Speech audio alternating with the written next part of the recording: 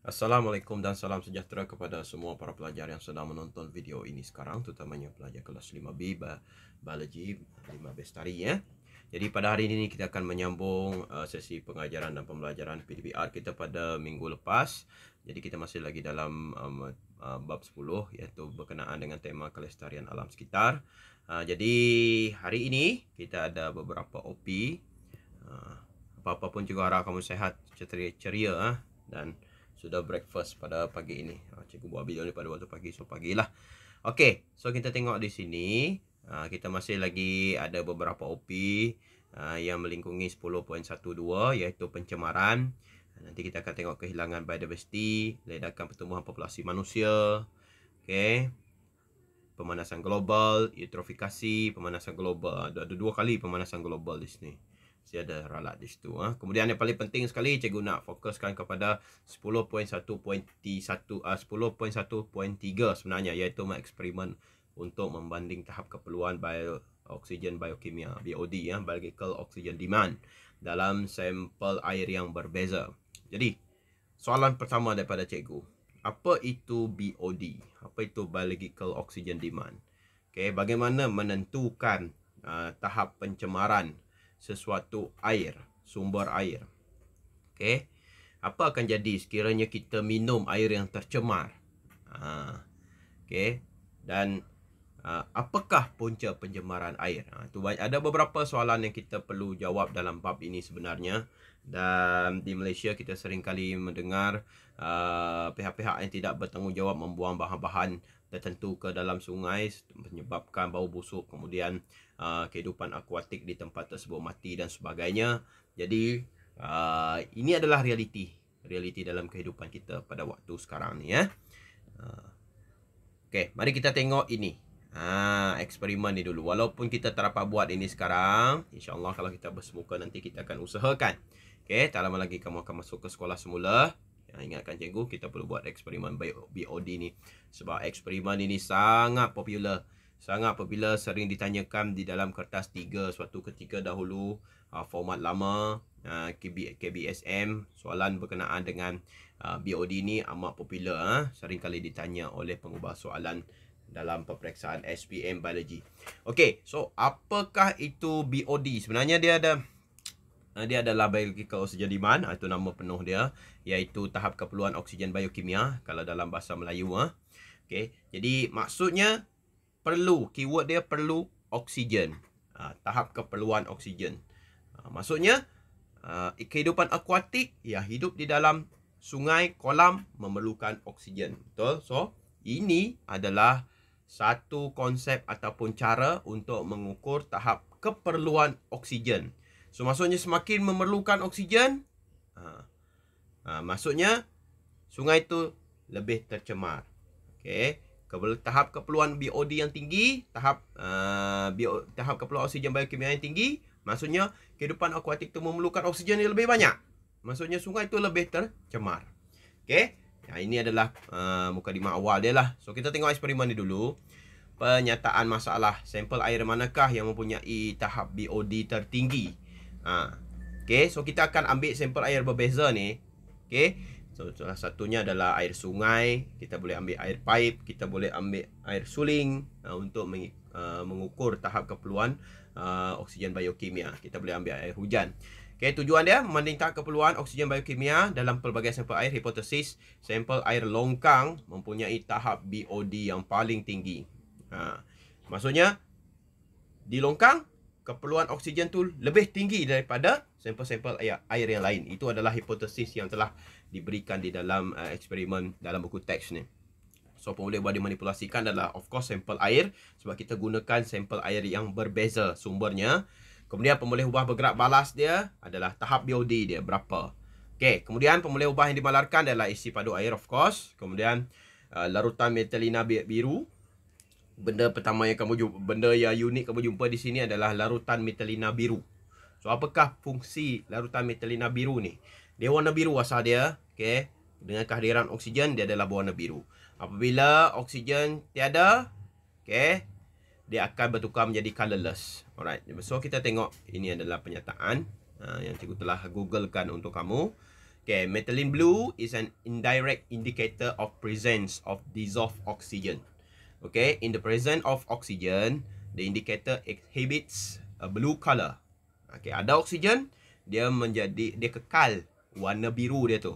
However, in a reducing environment, it converts to a colorless leuco compound. Thus, it can be used to figure out if there are oxygen-consuming compounds in the water sample. Kalau ada sesuatu organisma di dalam air itu menggunakan oksigen tersebut, itu menunjukkan bahawa semakin tinggilah BOD ataupun semakin cepat methylenina biru ini nanti akan menjadi colorless.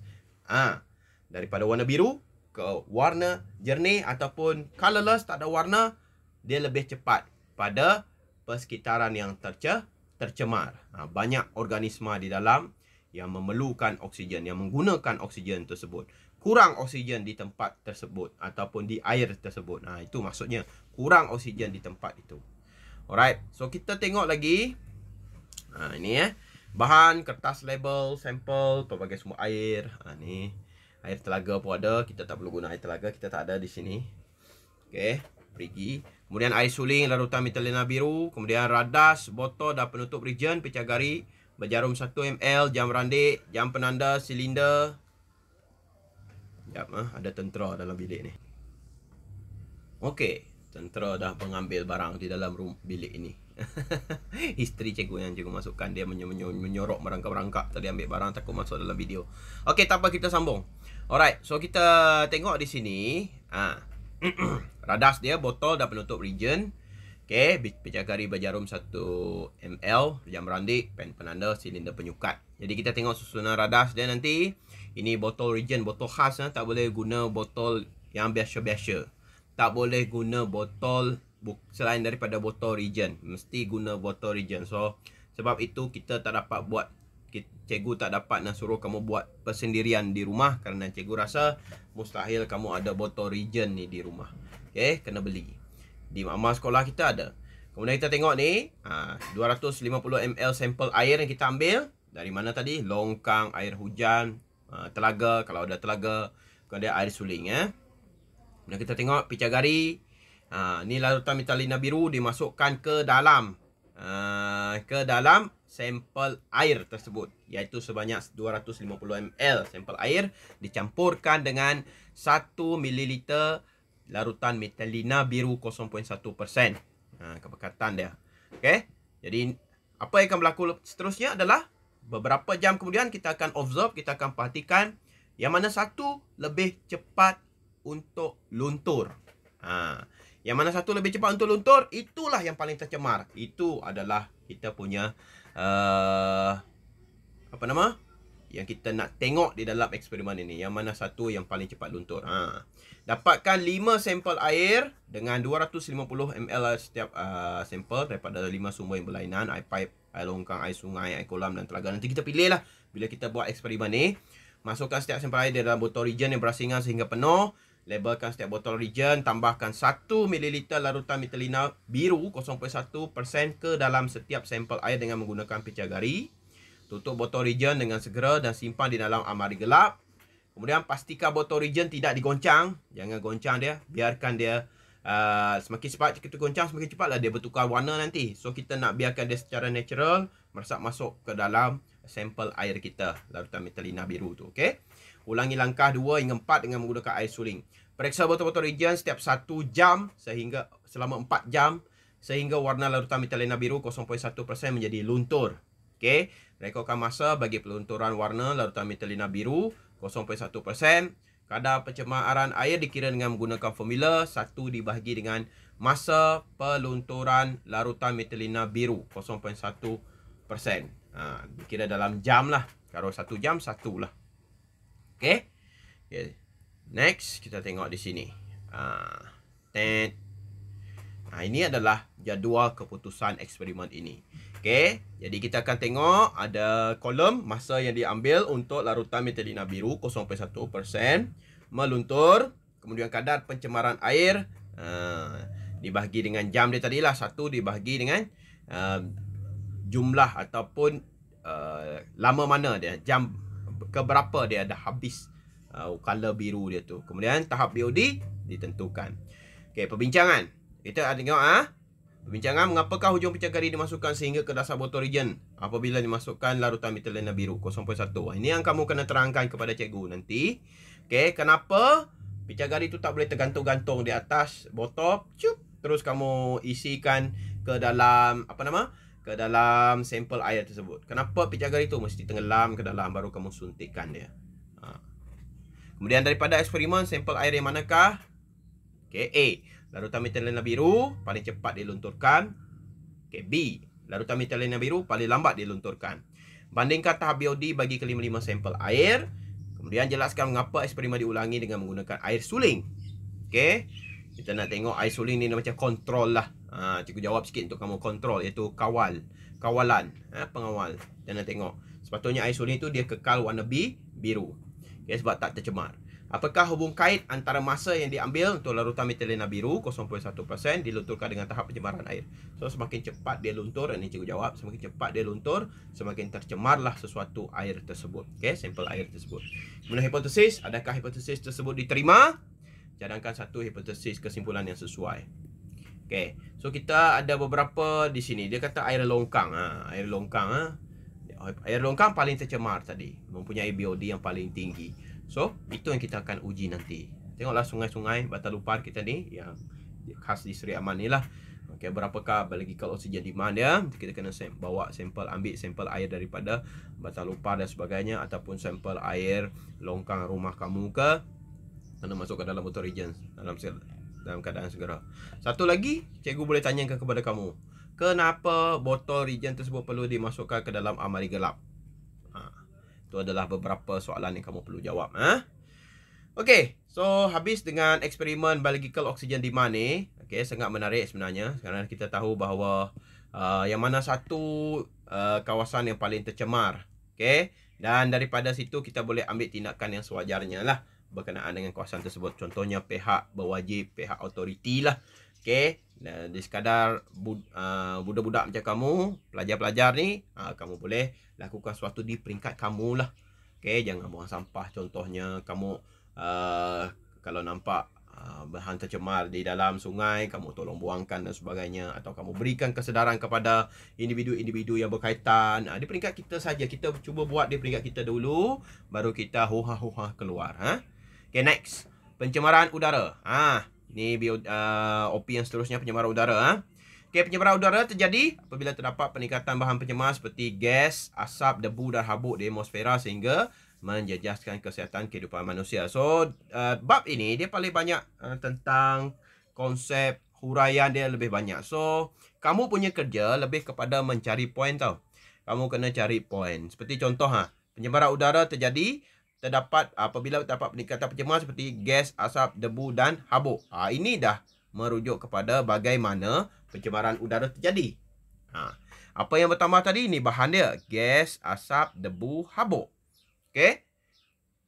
Menjejaskan kesihatan. Dia punya kesan dia, haiwan serta tumbuhan. Okey. Jadi kita dah dapat bagaimana dia terjadi. Kemudian kita dah dapat apa bahan pencemar yang terlibat. Nombor 2. Kemudian apakah kesan dia?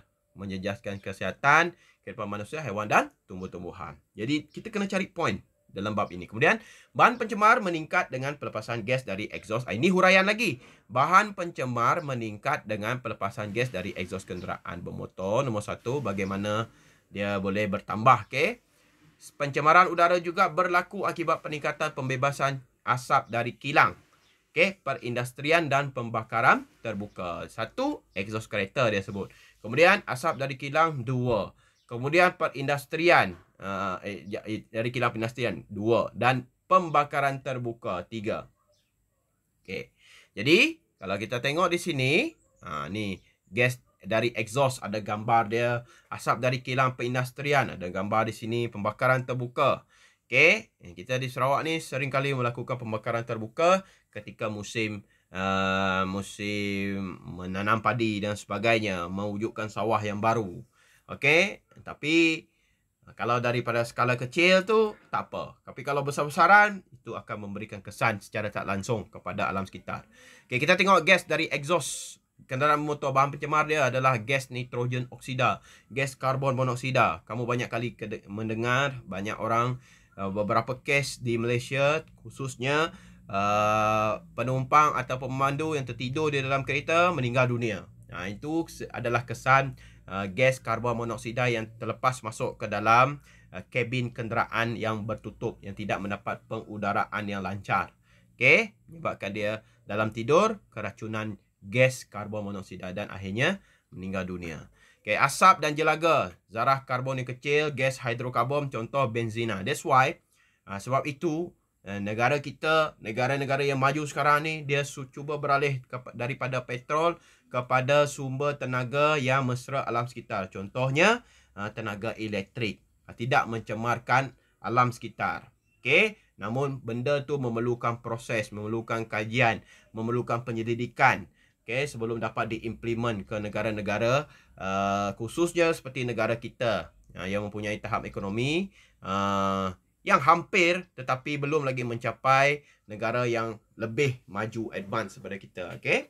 Kemudian asap dari kilang perindustrian, bahan pencemar, gas sulfur dioksida, gas nitrogen oksida debu, gas karbon monoksida, gas karbon dioksida. That's why kilang mesti berjauhan daripada kawasan perumahan. Itu adalah undang-undang yang dibuat dan diwartakan di negara kita. Kilang tak boleh berdekatan dengan kawasan perumahan. Mesti jauh sebab kilang membebaskan bahan-bahan yang dapat mencemarkan alam sekitar dan memberi implikasi kepada penduduk yang hidup berdekatan. Kemudian pembakaran terbuka, bahan pencemar, gas karbon dioksida, asap dan jelaga.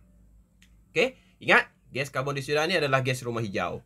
Kalau banyak gas karbon dioksida, dia boleh menjadi sebab haba diperangkap di dalam atmosfera bumi dan menyebabkan pemanasan global. Alright, nah ni adalah bahan bakaran bahan api fosil oleh logik pembakaran arah batu. Kilang perindustrian kenderaan bebaskan gas karbon monoksida, gas nitrogen dioksida, gas sulfur dioksida ke atmosfera. Gas ini bergabung dengan uap air dalam atmosfera untuk bentuk asid nitrik dan asid sulfurik dan akhirnya turun sebagai hujan asid. Ini adalah kejadian hujan asid. Right? Jangan kata buku teks tak payung kita. Kejadian hujan asid telah digambarkan dengan jelas di dalam buku teks ini. Okay, jadi apa yang menyebabkannya? Pembakaran bahan api fosil. Okay. Pembakaran arah batu kilang perindustrian, kenderaan membebaskan gas karbon monoksida, gas nitrogen dioksida serta gas sulfur dioksida ke atmosfera. Ni 5 silap. Kemudian gas-gas ini bergabung dengan uap air di dalam atmosfera. Ini poin yang seterusnya. Untuk membentuk asid nitrik dan asid sulfurik. Kemudian turun sebagai hujan asid. Nama pun asid nitrik, asid sulfurik. Turun apabila udara atau bukan udara, turun apabila titisan air, uap air di awan tu dia akan menjadi sangat berat dan akhirnya turun sebagai titisan air. Hujan asid. Okey. Kemudian kita tengok hujan asid menjadikan tanah kurang subur. Ini kesan hujan asid ni tadi. Tanah kurang subur. 1. Kerana nilai pH tanah kurang daripada 5. Ini huraian dia. Nilai pH kurang daripada 5. Hujan asid juga musnahkan tisu daun. 2 poin di sini. Dan merepukan akar tumbuhan. Kalau kamu nak jadikan ni 2 poin ataupun 3 poin pun boleh. Okey. Memusnahkan tisu daun. Mereputkan akar tumbuhan. Okey. Peningkatan keasidan air pula mengurangkan populasi plankton. Ini apabila dia terkena kepada air sungai, laut dan sebagainya. Okey. Nombor 1 poin yang seterusnya. Okey. 4 lah bagi 4. 1, 2, 3, 4. Okay, yang menjadi sumber makanan ikan. Ikan tak ada benda nak dimakan apabila plankton musnah. So, macam kita manusia, bila tak ada makanan apa jadi? Mati. Ingat balik cerita yang kita pernah tengok. Set Suko. Hal ini mengganggu rantai makanan dan dapat menyebabkan kematian organisma. Okay, rantai makanan terjejas. Tak ada sumber makanan. Of course, mati. Hujan asid juga menyebabkan penyakit kulit. Ini kalau kena pada kita, ini lagi huraian dia. Okay, menyebabkan penyakit kulit. 5. Okay, dan kerosakan tisu manusia. 6. Okay. Kemudian satu lagi tadi, cikgu tak nyatakan di sini, mengganggu rantai makanan. Boleh jadi ini 7 tak apa. Naik atas sikit semula. Rantai makanan menyebabkan kematian organisma. 8. Ada 8 poin diberi di dalam buku teks ni. Poin dan termasuk huraian sekali lah. Okay, ada banyak komponen dekat sini dalam satu perenggan. Jadi harap kamu dapat baca dan dapat keluarkan poin-poin dan huraian dia sekali. Cari poin, cari huraian dia. Okay? Itu kerja kita. Sebab soalan ini popular di dalam biologi SPM. Okay? Ini adalah contoh yang paling jelas di dalam lukisan. Okay? Diberikan dalam bentuk lukisan di sini. Kita tengok gas-gas terlarut air dalam wap air. Ini contoh yang paling jelas lah bagaimana kejadian hujan asid itu berlaku. Arah tiupan angin hujan, kondensasi berlaku. Kondensasi ini berlaku apabila wap air tadi, cuaca panas, membentuk wap air kan. Apabila bertembung dengan angin yang sejuk, okay, awan yang sejuk, kondensasi berlaku. Titisan air itu terbentuk di atas. Lama-kelamaan dia semakin berat, akhirnya turun sebagai hujan asid. Tengok apa kesan dia. Ini kawasan yang mengalami hujan asid. Kelihatan tandus, pokok pun mati, bangunan pun catnya pudar sebab kena asid selalu. Alright, that's why kilang harus jauh daripada kawasan perumahan. Okay. Ini adalah dia punya penyebab dia, pengindustrian, pemekaran bahan PV fosil sejatan ni, bagaimana gas ni ataupun titisan air daripada sungai ni ke atas lah. Okay. Ini belum lagi dengan bahan pencemar. Bahan pencemar berlaku apabila gabungan gas-gas berasid terlarut dalam wap air ni. Okay. Apabila gas ni melarut dalam wap air. Okay. Jadi itu adalah bagaimana pembentukan hujan asid berlaku. Kemudian kita tengok pencemaran terma. Suhu tinggi. Cikgu sangat kesian dengan kolam ikan kita. Kadang-kadang dekat depan makmal ataupun dekat depan sekolah kita. Kadang-kadang cuaca sangat panas kan. Cuaca sangat panas. Jadi kolam tu dia terdedah.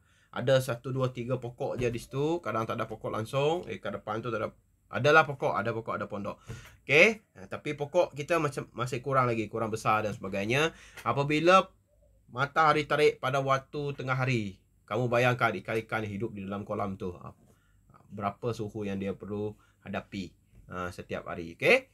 Kita tengok ni. Pencemaran terma merujuk kepada kemerosotan kualiti air akibat penyikiran haba yang berlebihan ke dalam air disebabkan oleh proses yang mengubah suhu air. Okay. Jadi pencemaran terma ada key point dekat sini. Kemerosotan kualiti air. Nombor 1. Akibat apa? Ni huraian dia. Akibat penyingkiran haba yang berlebihan ke dalam air. Penyebab dia proses yang mengubah suhu. Disebabkan oleh proses yang mengubah suhu air. Okay, air digunakan sebagai ejen penyejuk untuk menyejukkan generator dalam kilang industri dan stesen jana kuasa elektrik. Ini punca utama ni. Kilang dia menyejuk. Bila dia penyejuk, of course, air tersebut kena melalui komponen yang panas. Radiator dan sebagainya. Jadi air ini dia akan mengalir semula ke mana? Ke sungai, ke tasik. Disalurkan kembali ke sungai dan tasik. Ini menyebabkan pencemaran terma. Sebab air ni tadi dia mengalir. Kan dia adalah penjerat haba yang baik. Jadi dia melalui radiator kilang. Kemudian apa yang berlaku adalah bila dia dilepaskan kembali ke sungai tu, dia dalam keadaan yang masih panas lagi. Jadi kehidupan yang berada di sekeliling, bila terdedah kepada suhu yang panas ni, kemungkinan mendidih dan sebagainya, mati. Okay. Alright. Air panas yang terhasil. Ni. Okay. Penyejukkan generator dalam kilang industri dan stesen jana kuasa elektrik. Air panas terhasil kemudiannya disalurkan kembali ke sungai atau ke tasik dan ini menyebabkan pencemaran terma. Ini adalah poin bagaimana pencemaran terma berlaku. Dia mula daripada air digunakan sebagai ejen penyejuk. Ni paling penting, key point ni. Key point dia adalah ejen penyejuk untuk menyejukkan generator dalam kilang industri dan stesen jana kuasa elektrik. Dibebaskan semula ke sungai dalam keadaan yang masih panas, menyebabkan pencemaran terma. Peningkatan suhu air tidak sesuai dijadikan sebagai habitat akuatik. Apabila suhu air meningkat, kandungan oksigen terlarut di dalam air berkurang dan menyukarkan kemandirian kehidupan akuatik. Ikatan oksigen dan hidrogen yang membentuk air itu tadi akan putus apabila suhu meningkat. That's why kamu nampak air tu menggelegak dan akhirnya menjadi titisan wap air. Oksigen ke atas. Right? Pencemaran terma akan mengganggu dan membahayakan kehidupan organisma dalam alam sekitar. Ini dia punya kesan. Huraian pun boleh. Okey, nombor 1 cikgu tandakan di sini. Peningkatan suhu air mengganggu proses biokimia di dalam organisma akuatik. 2. Huraian dia, kerana biasanya ikan dan haiwan akuatik yang lain hanya boleh hidup di dalam julat suhu tertentu. Okey. Sebagai contohnya, peningkatan suhu air dapat menyebabkan telur ikan berkemungkinan menetas lebih awal atau gagal menetas. Besar implikasi dia. Gagal menetas. Kemudian, bagi sesetengah spesies, peningkatan suhu air secara mendadak dapat menyebabkan kematian serta-merta. Bagi organisma seperti alga, suhu yang lebih tinggi akan menggalakkan pertumbuhannya. Okey, alga dia suka pada suhu yang lebih tinggi. Jadi bila alga ni banyak berada di permukaan air, cikgu pernah cerita dulu, macam nutrin tu masuk ke dalam air menyebabkan alga yang berlebihan. Tiada sinaran cahaya matahari masuk ke dalam sungai ataupun dasar kolam dan sebagainya, menyebabkan kurangnya oksigen terlarut daripada tumbuh-tumbuhan di dasar sungai, kehidupan akuatik mati. Okey, pertumbuhan alga seterusnya meningkatkan tahap BOD air. Apabila alga ni pula mati, sebab jangka hayat alga ni tak lama, bila dia mati, pengurai ataupun bakteria pengurai apa saja yang menguraikan menggunakan oksigen untuk menguraikannya. Okey, jadi meningkatkan tahap BOD air. Okey, sikit lagi. Sekarang kita pergi kepada pencemaran bunyi pula. Okey, kamu boleh hidup dalam suasana bunyi bising hari-hari. Contoh orang buat bangunan dan sebagainya, piling tiap pagi, tiap siang hari. Tapi kalau kamu dah biasa tu, alhamdulillah. Dia mula-mula je. Manusia ni bila dia dah beradaptasi, dia okey dah. Tetapi ada kategori yang dikatakan sebagai pencemaran bunyi ni. Okey, pencemaran bunyi adalah bunyi yang mengganggu serta mendatangkan keburukan kepada kesihatan manusia dan haiwan. Haiwan takut, kita pun stres. Maksudnya dia mengganggulah kesihatan kita secara tak langsung. Kamu nak tidur pada waktu petang sekejap, tak dapat.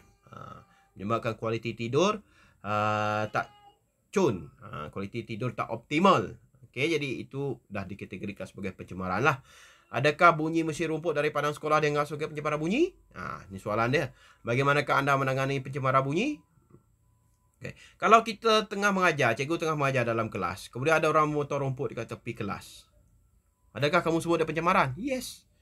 Logik dia macam tu lah. Bila dia mengganggu, kamu tak dapat dengar suara cikgu. Okay. Cikgu pun tak dapat dengar suara kamu. Apa yang cikgu nyatakan di depan, kamu pun di belakang. Itu nak dikategorikan sebagai apa? Takkan itu bukan pencemaran? Itu adalah nyanyian. Tak, itu adalah pencemaran bunyi.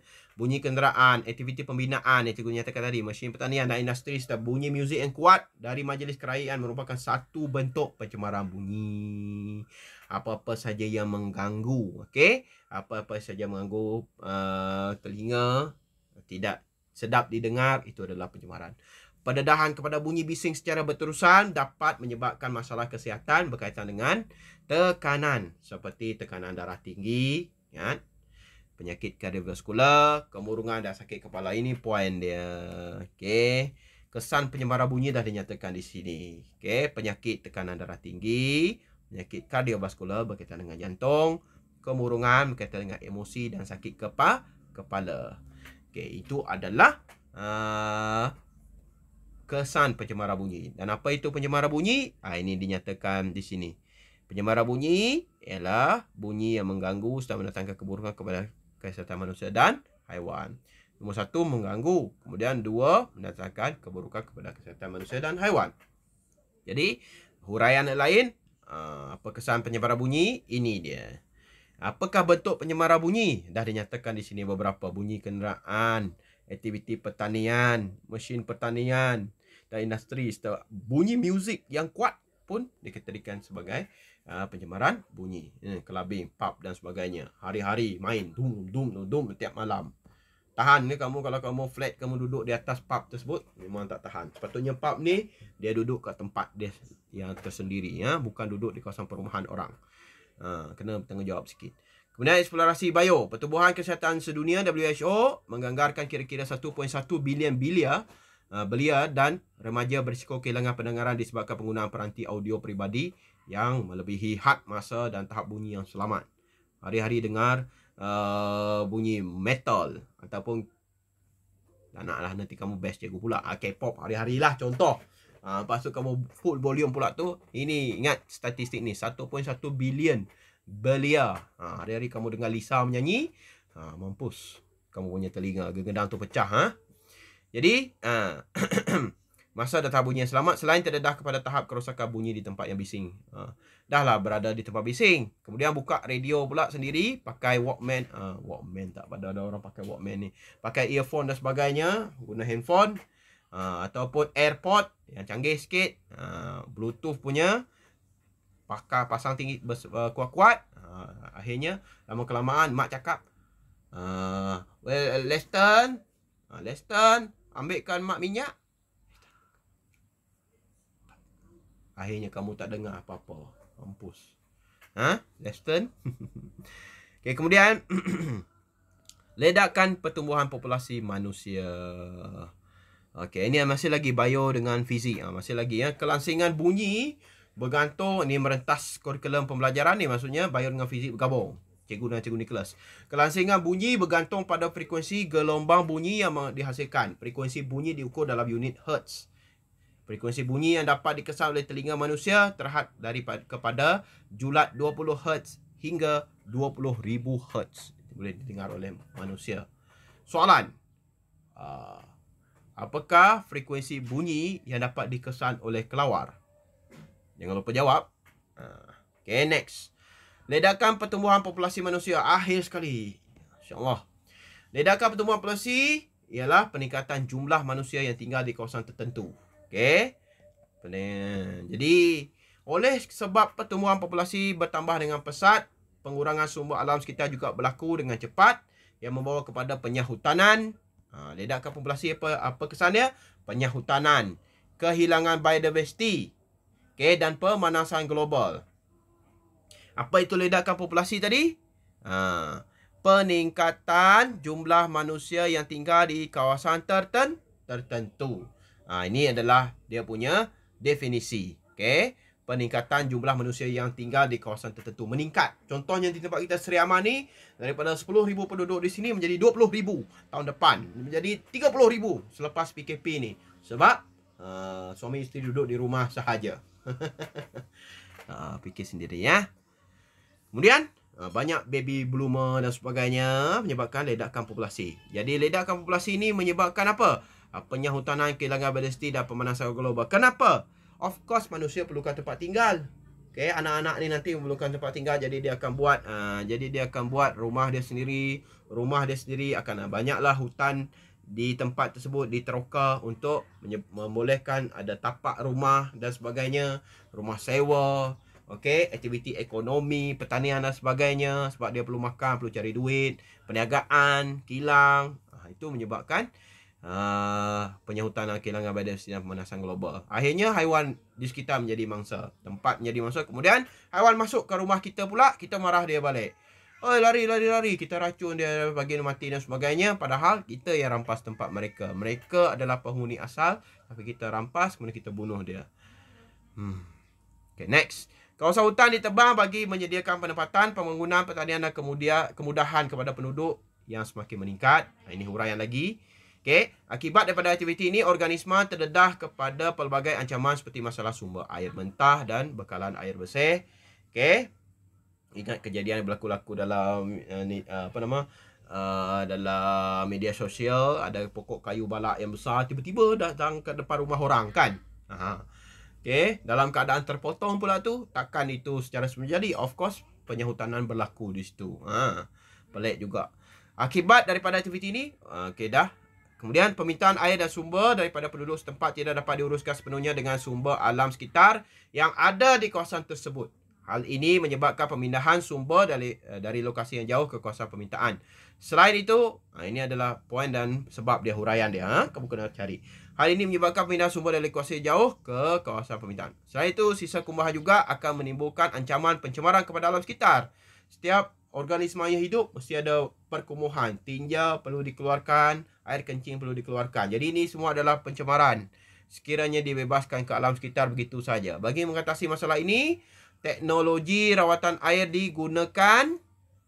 Okey, tetapi akan menyebabkan peningkatan kos sumber air termasuk air terawat.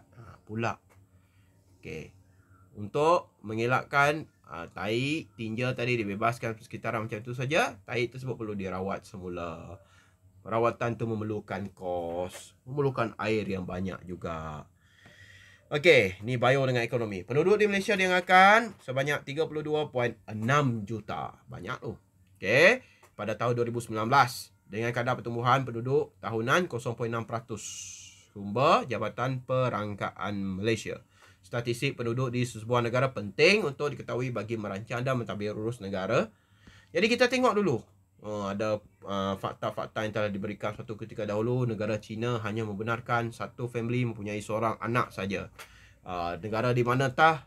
Singapura ke China, kalau tak silap cikgu, satu family cuma boleh ada satu kereta sahaja.